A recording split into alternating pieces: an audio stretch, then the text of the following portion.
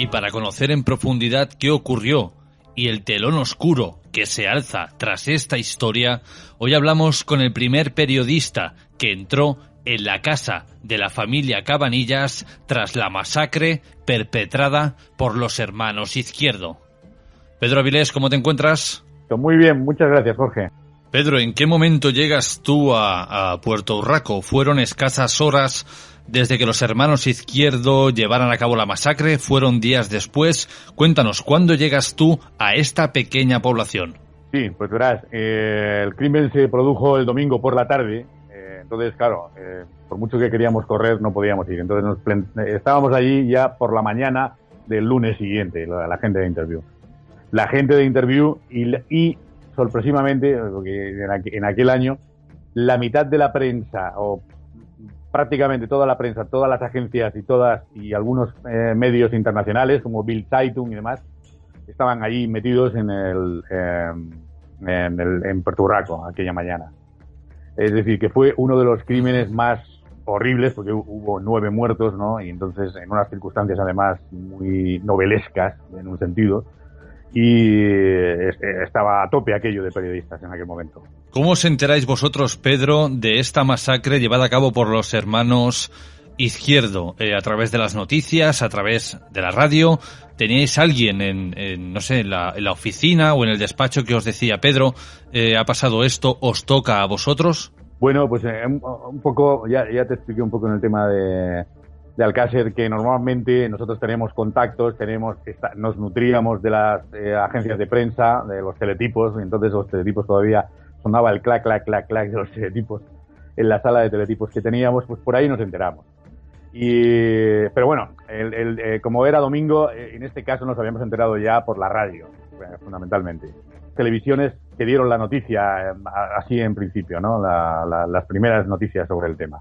No, teníamos a alguien que nos decía, pero habitualmente, nosotros dependíamos naturalmente de los redactores jefes que había en Interview y de la dirección y demás, que eran los que aprobaban los temas que nosotros hacíamos, ¿no? Nosotros normalmente los planteábamos, pero en este caso no hubo ni planteamiento, no hubo necesidad de hacer ningún planteamiento porque el tema era brutal y estaba claro, era evidente que íbamos a ir nosotros, que éramos los encargados de hacer sucesos en la revista, ¿no? Entonces, efectivamente, contactamos con la gente que conocíamos allí en Extremadura y tal, y nos largamos inmediatamente para allá. Es más, no nos dio tiempo ni a esperar un coche de alquiler. Nosotros en Interview viajábamos con coches de alquiler, bueno, en avión y luego con coches de alquiler en los aeropuertos, ¿no? En este caso, para ir a Extremadura, ni aeropuerto ni nada por el estilo, cogí mi coche particular y con él nos plantamos allí, en Puerto Urraco, para estar cuanto antes allí. Es decir, salimos prácticamente de madrugada y hasta a las 10 de la mañana estábamos allí en el pueblo ya. Pedro, sé de tu pasión por la cocina. De hecho, ya no te dedicas al periodismo de investigación puro y duro. Y yo a veces me pregunto, porque en la última charla que tuvimos en el crimen de Alcácer, nos confesaste que ibais a crimen o a muerto por semana. Después de todo lo que has visto, ¿cocinas tranquilo? No, en absoluto. Tú piensas que yo dejé de hacer ese tipo de cosas allá por el año 2005, 2006, ¿no? Entonces ya han pasado unos años y ya el trauma se me ha quitado, ¿no? Que alguna vez lo tuve. Pero bueno, te puedo decir que si eres periodista de sucesos de continuo, nosotros lo fuimos durante muchísimos años de nuestra vida profesional, no te puedes permitir el lujo de tener ningún trauma ni que te salga una lagrimita. Te lo digo en serio, directamente. Si no vales para eso y tienes que hacer otra especialidad, dedicarte a otra especialidad al periodismo. Y entonces nosotros éramos avesados periodistas de sucesos que ya veníamos del caso, como te dije, que habíamos trabajado 3 años en el caso. Y, mi compañero José Montoro y yo veníamos los dos del caso y los dos empezamos a llevar los sucesos en Interview en el año 89, ¿no? Entonces, no, la verdad es que no. Yo cuando cocino, la verdad es que nunca me imagino a uno de los chicharros descuartizados que pasaron por nuestra vida, ¿no? ¿Alguna vez, Pedro, te viene a la memoria la imagen de tantísimas víctimas que has visto a lo largo de tu carrera? Sí, aunque me viene más a la cabeza los familiares de esos muertos, ¿no? Porque esos son los que se quedan realmente con los traumas diversos que puede causar el perder a una persona querida, a un hijo, a un hermano, a una esposa, a un esposo. de esa manera tan contundente, ¿no? De un día para otro. Un día estás aquí y al día siguiente, sin pensarlo, ya no estás aquí, ¿no? Más que en los muertos, pienso en las familias de los muertos algunas veces, ¿no? Ahora profundizaremos en el crimen de Puerto Urraco, pero ¿hay alguien que alguna vez, normalmente creo que estéis acostumbrados a que os traten con amabilidad, pero repito, ¿alguna vez os habéis topado con alguien, con algún familiar o amigo cercano de alguna víctima que os haya tratado con hostilidad? Bueno, verás, te explico un poquito. Si hay que tener mucha mano izquierda para presentarte en una casa, llamar a un timbre donde hace 12, 24, 18 horas que ha ocurrido un acto tan luctuoso, tan brutal, ¿no? Hay que tener técnica para hacer eso. Y nosotros, en aquella época, yo creo que ya se ha perdido eso, es decir, porque además fuimos testigos de que se fue perdiendo cuando empezaron a entrar las televisiones privadas y nosotros trabajábamos simultáneamente a ellas, allá por los años 91, 92, que empezaron a salir las televisiones privadas en España. Ya observamos que éramos cada vez más los periodistas que no tenían ni idea de hacer este tipo de cosas, es decir, que se presentaban a una casa, llamaban a la puerta y decían: hola señora, le han matado a su hija, ¿qué tal? ¿Cómo se siente usted? Entonces eso es una barbaridad, es cuando te cierran la puerta en las narices, evidentemente, con toda la razón del mundo, ¿no? Nosotros teníamos nuestras técnicas, y nuestra técnica era ser muy pacientes, ser muy empáticos con las familias. Y otra de las técnicas que nosotros hacíamos era llamar directamente a puerta caliente, al timbre de la puerta. Podríamos haber llamado por teléfono, pero no lo hacíamos. No lo hacíamos porque eso es una técnica periodística para este tipo de casos.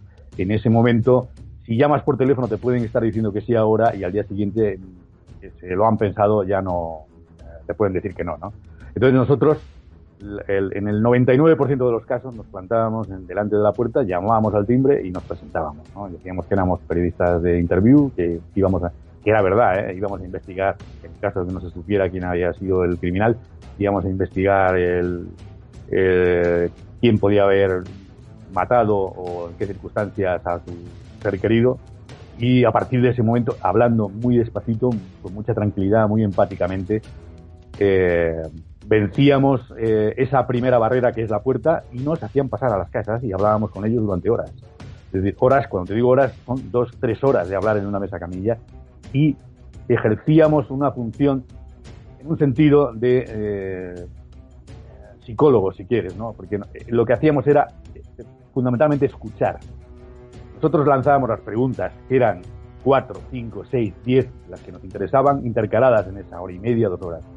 Y la gente, durante todo ese tiempo, te estaba hablando, porque la gente necesita hablar cuando pasan este tipo de cosas en líneas generales, ¿no?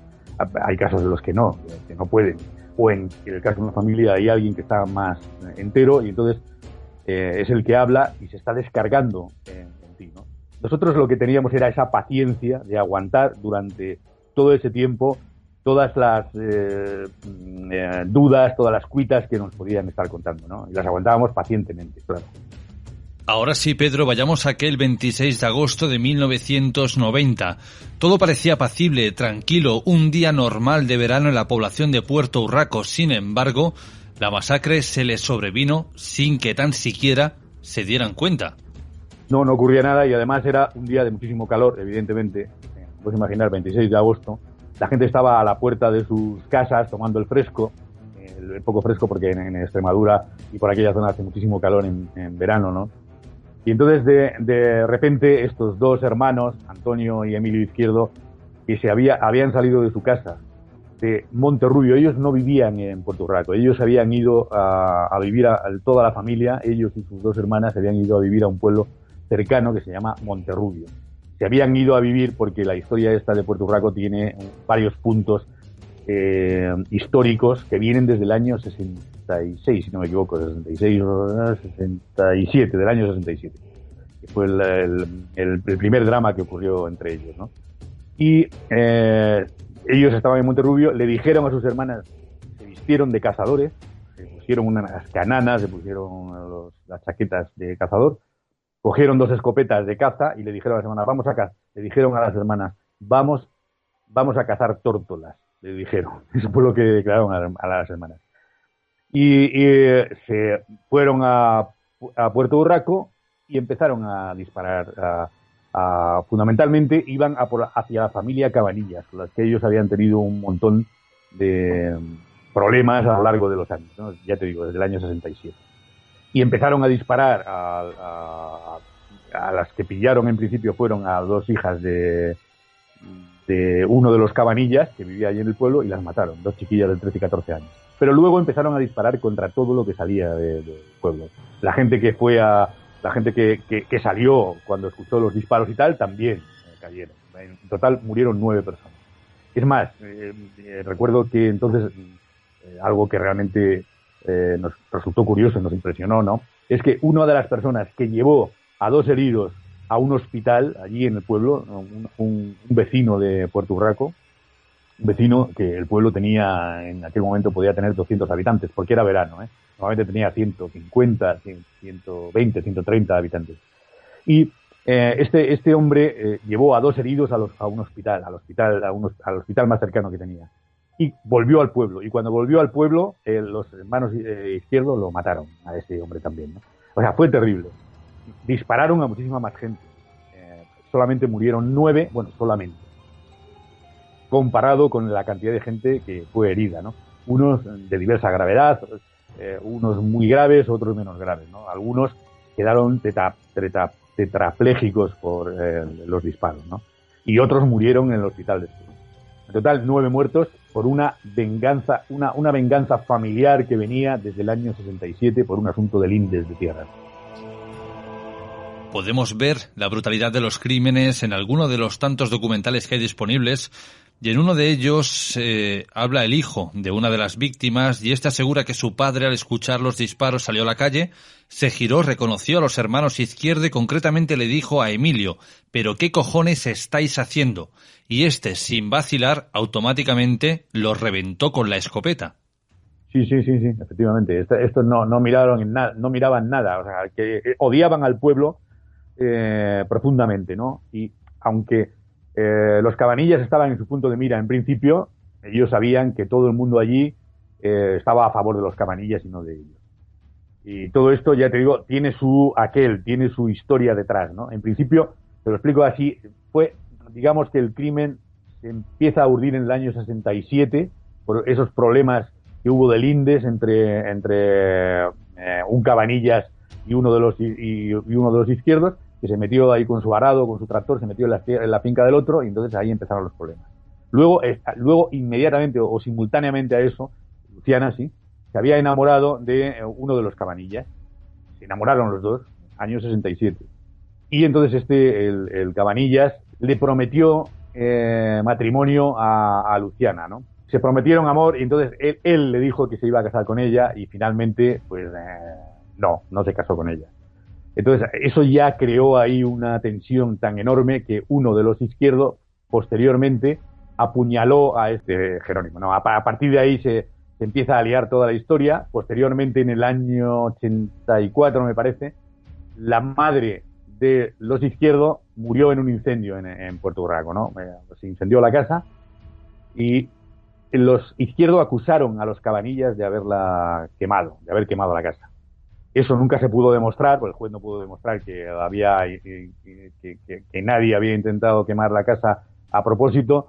Y entonces, ¿qué ocurrió? Cuando se produce el incendio años después, este hombre, este izquierdo que había estado en la cárcel, sale y apuñala a Antonio Cabanillas, que es el padre de estas 2 niñas. Lo apuñala, pero no lo mata. Lo vuelven a detener, lo meten en un psiquiátrico y muere a los 9 días. Muere ¿Y qué ocurre? Ese fue el último paso previo al 26 de agosto de 1990, ¿no? Ellos, cuando arde la casa de la madre, que viven todos en Puerto Urraco, es cuando deciden mudarse a Monterrubio. Se van de Puerto Urraco y se van a vivir a Monterrubio, toda la familia, ¿no? Y ya regresan en agosto del 90 a cometer el crimen tan brutal, la última etapa de este crimen, ¿no? Cuando vosotros llegáis, acababan de pasar escasas horas desde la masacre. ¿Cómo era el Puerto Urraco que os encontráis?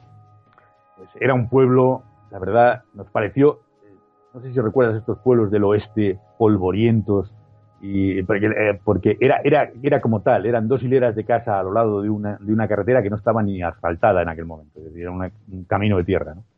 de arena seca. Y entonces nos recordó un pueblo del oeste de aquellos, ¿eh? Y dijimos, madre mía, ¿cómo es esto?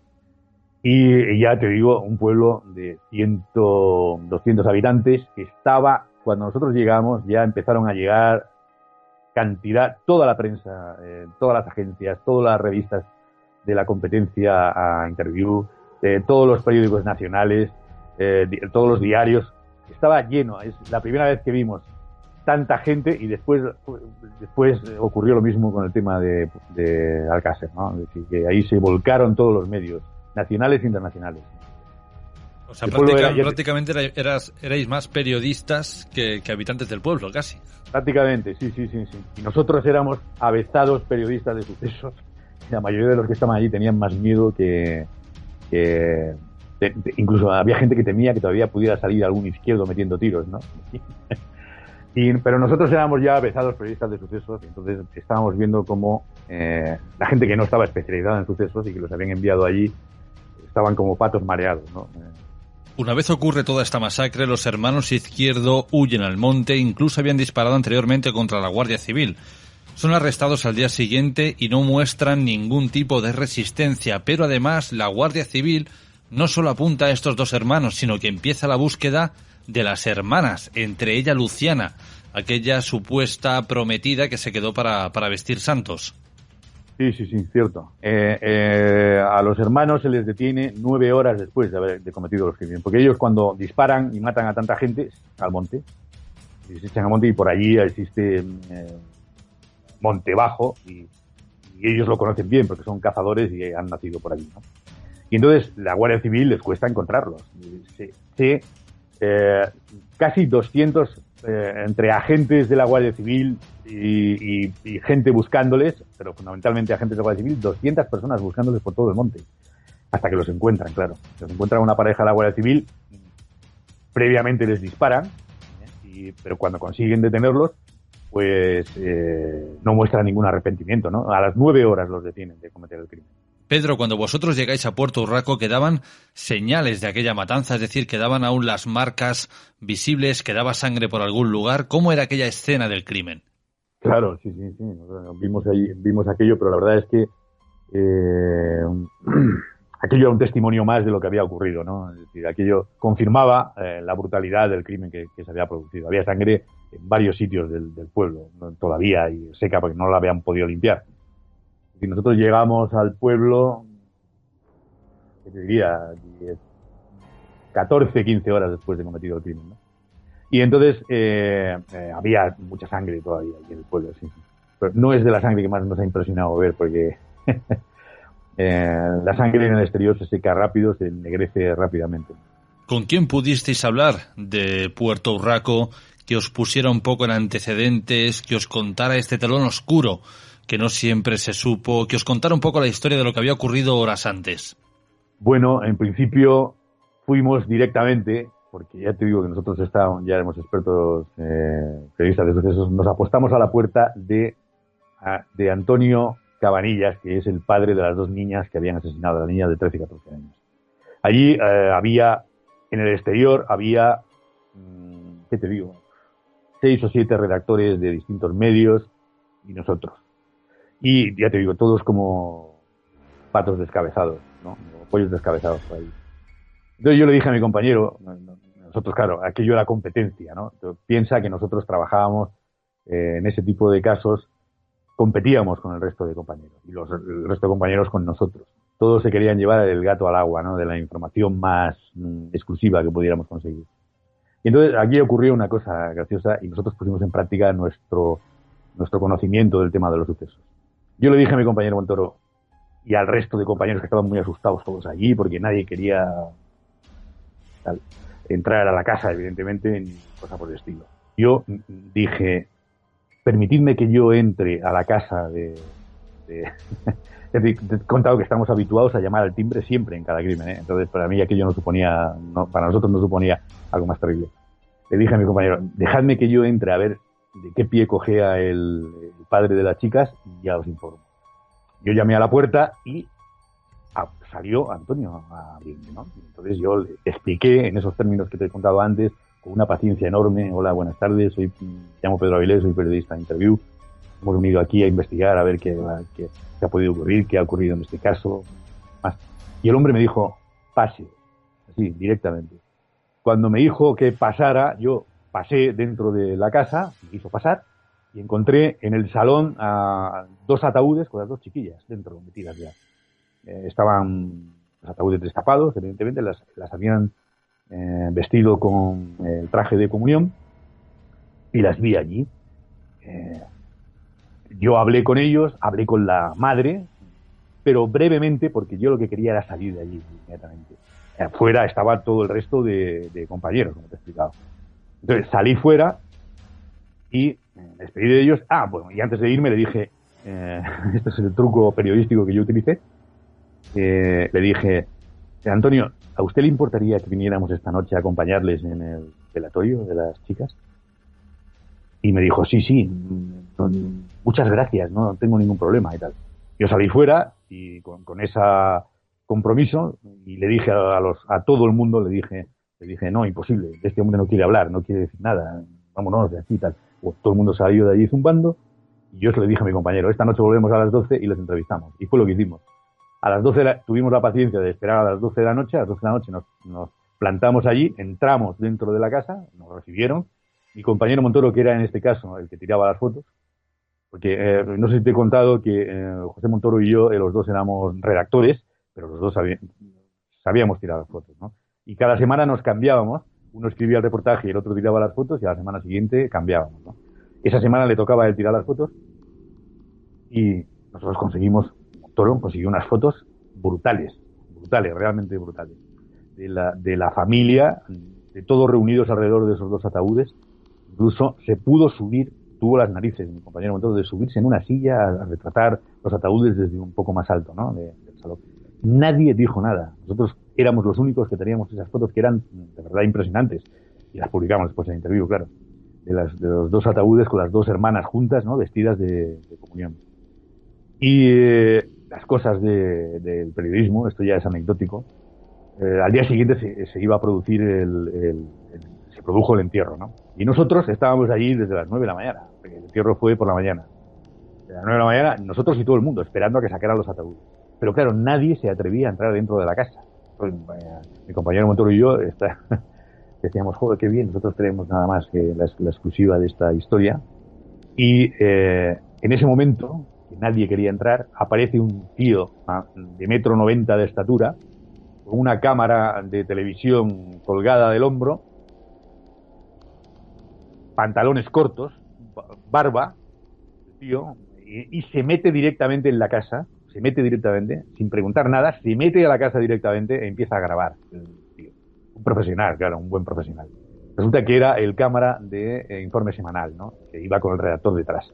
Y entonces se metieron, y una vez que se metió todo el mundo ya en la casa. No te puedes imaginar, o sea, todo el mundo que estaba allí tirando fotos. Pero claro, sacaron más fotos de cogotes de periodistas que del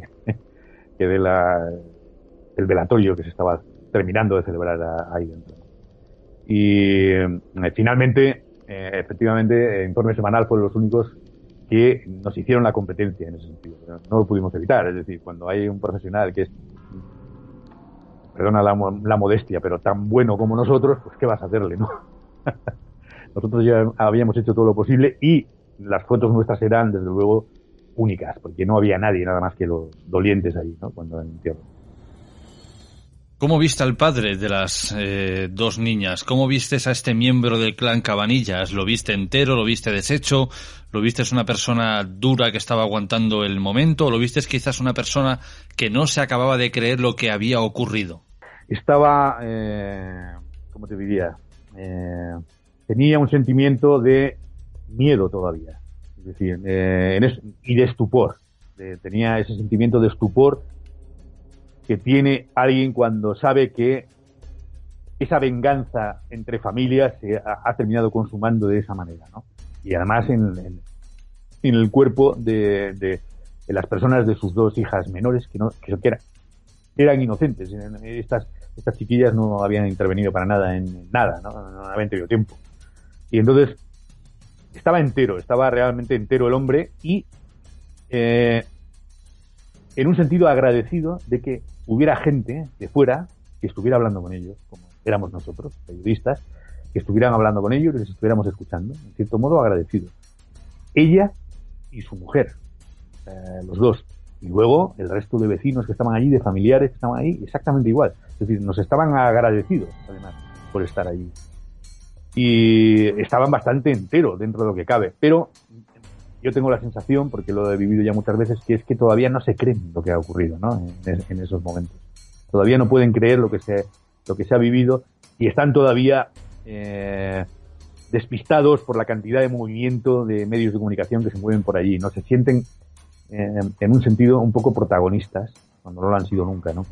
Pero imagino, Pedro, que hablaríais con más personas del pueblo, no tan solo os centraríais en la familia Cabanillas o en alguna persona conocida de los Izquierdo.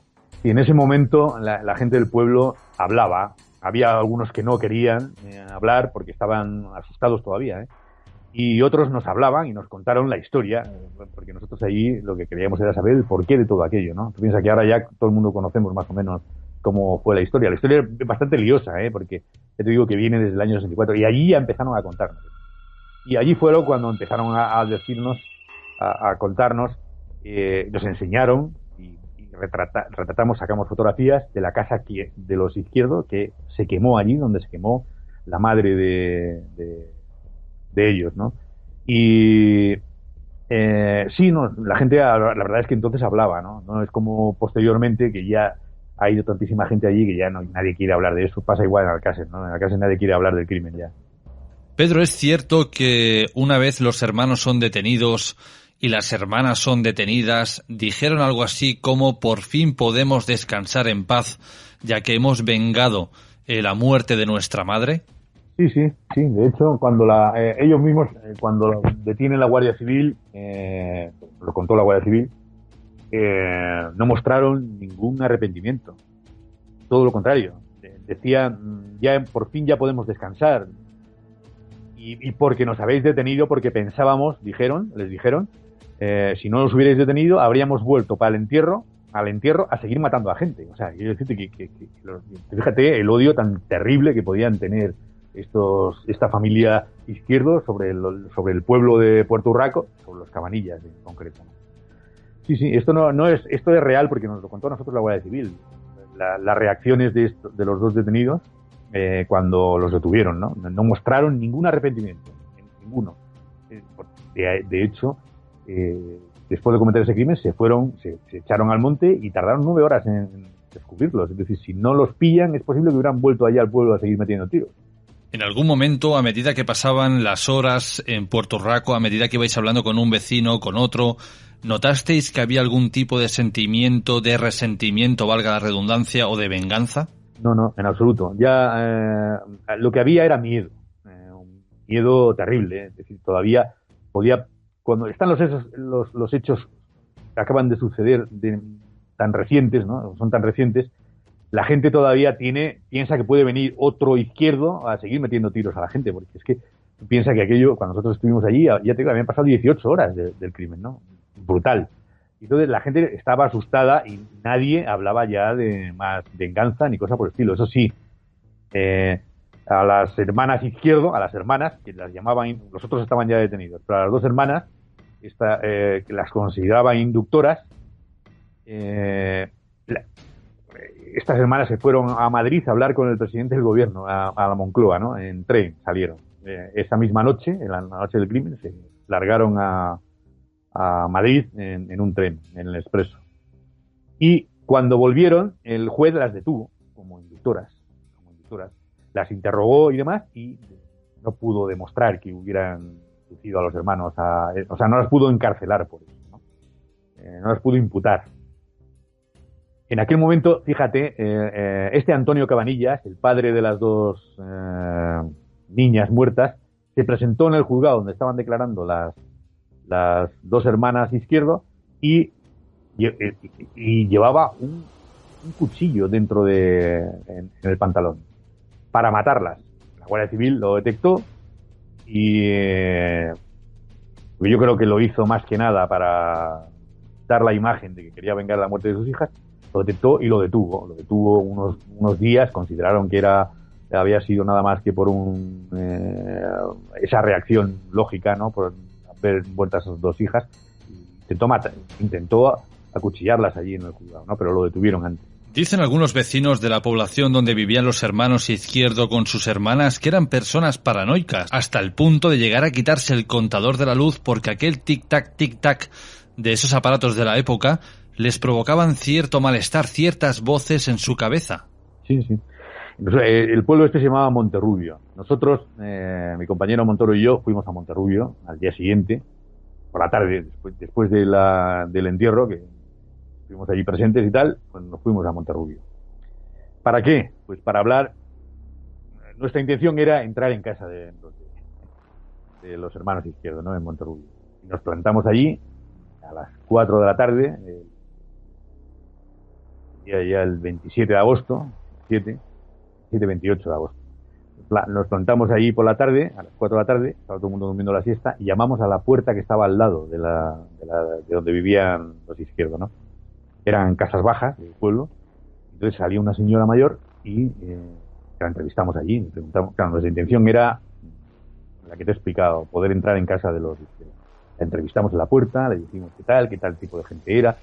Nos dijeron que a ella le parecía gente normal, así, directamente. Dicen, no, gente normal, gente de aquí del pueblo, tal, muy rara, pero vamos, mucha gente rara ahí en el pueblo. Y nosotros, después de hacer esa entrevista breve con ella, le dijimos a la señora, porque éramos avezados periodistas, le dijimos, desde su casa, señora, se puede ver desde el patio interior, a lo mejor tiene un patio interior, donde se ve a la casa de los Izquierdo. Y dijo, sí, hay un muro de 3 metros, dijo la señora, hay un muro de 3 metros y comunica. Y yo le dije a la señora, cuando dijo eso del muro de los 3 metros, dije, ¿tienes una escalera, señora? Así directamente. Digo, es para sacar una foto desde encima de la tapia. Y dijo la señora, no es necesario porque más adelante de ese muro de 3 metros hay el muro baja hasta 1,5 metros. Y entonces nos fuimos para allí, para el sitio, mi compañero Montoro empezó a tirar fotos desde el murete y le dije yo a la señora, ¿a usted le importa que nosotros, ya habíamos observado desde el muro que la puerta de la cocina que daba a ese patio estaba reventada por la Guardia Civil. La Guardia Civil la había reventado el día antes, 2 días antes, para encontrar a los hermanos Izquierdo. No sabían si se habían refugiado allí, entonces la Guardia Civil entró y reventó la puerta de la casa, la trasera. Estaba la puerta abierta y entonces mi compañero Montoro empezó a tirar fotos. Yo le pido permiso a la señora, permiso, ¿le importa, señora, que pasemos ahí un momento a tirar unas fotos y tal? Y entonces, estando en esas, antes de que la señora dijera sí o no, mi compañero había saltado ya. Y detrás, la señora me dijo, no me importa. Y salté yo también. Y entramos en la casa de los hermanos Izquierdo, ¿no? Efectivamente, la casa no tenía luz. Nosotros teníamos, observamos, estaba a oscuras, porque la casa estaba cerrada. Y con la poca luz que entraba por la cocina, empezamos a observar que estaba la casa llena, repleta de imágenes de pequeñas imágenes de santos, de Jesucristos y de pequeños esculturitas de santos por toda la casa. Y todas ellas tenían aquellas cosas que se llamaban, ¿cómo se llamaba? Una especie de velitas pequeñas que se metían en vasos de agua con aceite, ¿vale? Muy antiguos. Estaba todo repleto de eso. Eso lo enciendes con una cerilla, con un mechero y da luz, ¿no? Da luz a los santos. Estaba tan oscura la casa y nosotros evidentemente no queríamos abrir las ventanas para no llamar la atención y encendimos un montón de aquellas lucecitas para ver. Nuestra intención no era tirar fotos porque sabíamos que estábamos cometiendo un allanamiento de morada, ¿no? Entonces, si hubiéramos tirado fotos después se nos podría haber demostrado que habíamos estado allí dentro de la casa. Pero estando en esas, nuestra intención era conseguir algún material que pudiéramos utilizar, ¿no? Y estando en esas, escuchamos en el exterior de la casa un murmullo de gente. Cuando nosotros estábamos... No tiramos ni una foto, ya te digo, ni una foto. Estábamos buscando material. Y escuchamos un murmullo fuera y le dije a mi compañero, me parece a mí que fuera ahí follón. Entonces salimos otra vez hacia el muro aquel, y en el muro aquel estaba un chaval como de 1,90 m, muy jovencito, 19 20 años. Y le dijimos, buenas tardes. Y dijo, buenas tardes, ¿qué hacen ustedes ahí? Y dijimos, mire, somos periodistas de Interview y hemos entrado. Yo soy el hijo de la señora, pero la señora, le dije yo, la señora que está aquí, nos ha permitido entrar. Y el tío nos dice, el chaval nos dice, mi madre no ha permitido entrar a nadie en esta casa. Y dije, bueno, eso es lo que dices tú, pero ella no lo ha permitido. La madre estaba por ahí perdida ya, ¿no? Total, que saltamos el muro y dijimos, bueno, pues adiós, muy buena. Y dijo el tío, no, ni adiós ni nada, ustedes se quedan aquí, que he llamado a la autoridad. He llamado a la Guardia Civil. Entonces, claro, escuchando el jaleo en la calle, no queríamos montar un escándalo más enorme porque podíamos haber salido por la puerta y directamente habernos largado y haber enviado a paseo a todo el mundo allí. Y nos metió en la cocina y nosotros dijimos, vamos a esperar aquí, macho, porque nos han pillado con el carrito de helado. Y esperamos. Y posteriormente vino el jefe de la Policía Municipal de Monterrubio y nos dijo, os tengo que trasladar allí en espera de que la Guardia Civil os lleve a declarar ante el juez, ¿no? Y eso fue lo que ocurrió. Estuvimos allí como 4 horas en el ayuntamiento. Este hombre nos dijo, mira, yo os tengo que retener, el jefe de los municipales, un chaval muy majo, vasco era, y los tengo que retener porque han puesto una denuncia porque habéis entrado en la casa. Pero yo, si por mí fuera, os dejaba ir ahora mismo. Lo que pasa es que, claro, ya la cosa se ha hecho pública y tal, y estuvimos ahí 4 horas con él y a las 9 de la noche llegó la Guardia Civil, nos llevó a Don Benito, a Castuera, al juez de Castuera, que es el que llevaba el tema. Y fuimos a declarar delante del juez. El juez nos dijo que por qué habíamos entrado en la casa, que si teníamos fotos de la casa. Le dije, no, señor juez, no tenemos fotos de la casa. Y dijo, les tengo que reclamar los carretes que han tirado ustedes. Le dijimos, no, señor juez, no se lo damos porque aquí tenemos 48 horas de trabajo de muchísimas, tirábamos en diapositiva en Interview, ¿no? En color. Y hemos hecho muchas fotos y no se la podemos, no nos la puede requisar, me niego a dársela. Lo que sí podemos hacer, le dije al juez, es entregarle a usted los carretes, que los revele y compruebe que efectivamente no hay fotos de dentro de la casa. Si ve usted fotos de dentro de la casa, nos la requisa y el resto nos la devuelve.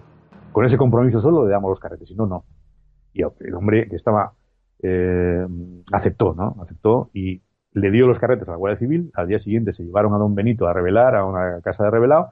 Fuimos nosotros con ellos, con la Guardia Civil, volvimos otra vez al juzgado, demostraron que no había fotos de la casa y nos devolvió los carretes.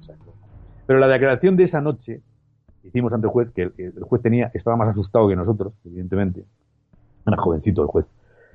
Me preguntó, ¿y por qué han entrado ustedes en la casa? Y le dije, mire, señor juez, yo sé que es ilegal que nosotros entremos en la casa. Hemos entrado porque somos periodistas. Me dijo, sí, pero eso. Le dije, sí, sé que es ilegal. Nosotros, por muy periodistas que sean, no puedes cumplir la ley. Es decir, no puedes cometer un allanamiento de morada. Y me dice, ¿y por qué lo hicieron ustedes? Y le dije, pues, me salió del corazón y le dije, porque no pudimos evitarlo, señor juez. Total, que al día siguiente, ya te digo, nos dieron los carretes, ya nos fuimos de allí, y a los 2 meses nos llamaron a juicio por allanamiento de morada, ¿no? Y te diré que nos condenaron a 2 meses de prisión. La condena era 2 meses de prisión y 200.000 pesetas de multa, ¿no? La multa la pagó nuestra revista, a cada uno, ¿no? La pagó la revista, y la cárcel no la cumplimos porque era nuestro primer delito, entre comillas, y entonces no cumplimos aquello, ¿no? Y ya te digo, fue un tema intenso para nosotros en todos los sentidos, ¿no? Vamos vislumbrando el final de nuestra charla. Pedro, cuando vemos en algún reportaje, en algún documental, tanto a los hermanos Izquierdo como a las hermanas Izquierdo hablar, y que por favor nadie se vaya a ofender, tienen pinta de ser los típicos garrulos, personas sin apenas cultura, ¿no? Personas viscerales que actúan y luego preguntan. Sí, indudable. Eran personas muy básicas, ¿no? Pero bueno, esto existe en muchos pueblos y aldeas no solo de España, sino del mundo entero, ¿eh? Es decir, que hay gente que está tan cerrada en sus casas, tan metidas allí, tan teniendo relaciones con tan poquísima gente, ¿no? Piensa que en aquella época Internet todavía no existía, ¿no? Entonces, no había comunicación con el exterior más que la televisión, ¿no? Y la radio. Y entonces era gente muy, muy cerrada, sí, muy cerrada y muy cerril, ¿no?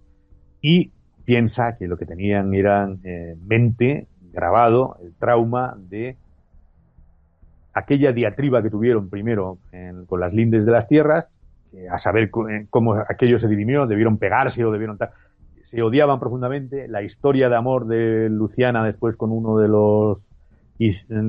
los Cabanillas, el rechazo del Cabanillas de Luciana, el matrimonio, el apuñalamiento posterior de este que quería casarse con la muerte posterior de otro de los Cabanillas, 14 años de prisión para uno de los Izquierdo. Había ahí una diatriba que solo se pudo solucionar finalmente con este tipo de personas, con lo que ocurrió el 26 de agosto, ¿no?, del 90. En los juicios, los hermanos Izquierdo intentaban mostrar una apariencia de enajenación mental. De hecho, uno de ellos decía que tan solo había disparado 2 veces al aire, pero fue acusado directamente por aquel hijo del padre abatido cuando les dijo: ¿pero qué cojones estáis haciendo, no? Como digo, parece que intentaban eludir la prisión pura y dura y que los trasladaran quizás a un centro psiquiátrico. Podía ser que sí, pero entre toda la familia se hundió la historia. Es decir, ellos como hombres cometieron el crimen, pero ellas estaban enteradas. Cuando ellos le dijeron a los hermanos, vamos a cazar tórtolas, sabían a lo que iban a hacer. Estoy convencido, ¿no? Pero esto es una especulación. Quiero decir que es una especulación basada en la lógica. Es decir, que como ya te he contado que toda esta diatriba entre ellos venía desde los años 60 hasta actualmente, hasta aquel momento, perdón, pues es evidente que ellas estaban metidas en el ajo. De hecho, el juez no las pudo detener, pero las ingresó en un psiquiátrico, ¿eh? Y las dos murieron en el psiquiátrico posteriormente. El mismo psiquiátrico, si no me equivoco, que había estado su hermano, que fue el que primeramente apuñaló a uno de los Cabanillas. Eso es, sí. Y los otros 2 detenidos. De los detenidos, uno murió de manera natural en la cárcel y el otro se ahorcó poco después. Que cuando el hermano Emilio, que fue el primero que murió, si no recuerdo mal, el otro hermano le dijo: descansa, hermano, porque hemos cumplido la venganza que teníamos que cumplir, ¿no? Y yo no estoy de acuerdo en que ellos después dijeran que no sabíamos, que estábamos locos, ¿no? Si ya estaban detenidos, ya estaban en la cárcel, es decir, que nadie los iba a soltar por eso, ¿no? Por el crimen que estaba demostradísimo. Y ellos siempre se lucieron y además nunca mostraron ningún tipo de arrepentimiento por el crimen, al contrario, dijeron que estaban a gustos y que ya podían morir en paz por haber vengado la muerte de su madre, ¿no? Es como fue la cosa. Pedro, ahora sí, para concluir nuestra charla, Memorias de un reportero indecente. Sí. Este es un libro que escribí hace un año. Lo he titulado Memorias de un reportero indecente, y ahí cuento anécdotas de mis 30 años como periodista y, evidentemente, con una participación esencial a los 17 años que fuimos reporteros de sucesos a muerto por semana. Y entonces ahí cuento, digamos que lo principal de manera anecdótica de y explicando cómo trabajábamos nosotros, ¿no? Los sucesos, ¿no? Y en un tono divertido, no es un tono patético, fíjate, podría serlo, ¿no? Porque hemos tratado unos temas muy delicados, ¿no? Ahí cuento cómo trabajábamos nosotros, esencialmente, ¿no? Y ese libro se va a publicar, lo publica una editorial madrileña y se publicará para la primavera que viene, ¿no? Ya os mantendré informados cuando salga, para que le hagáis publicidad. Así será. Pedro, como siempre, un enorme placer que hayas estado en nuestro espacio para hablarnos de esta visión más personal del crimen de Puerto Urraco. Como siempre, Pedro, 1000 gracias y esta es tu casa. Un abrazo, Jorge. Muchas gracias. Chao.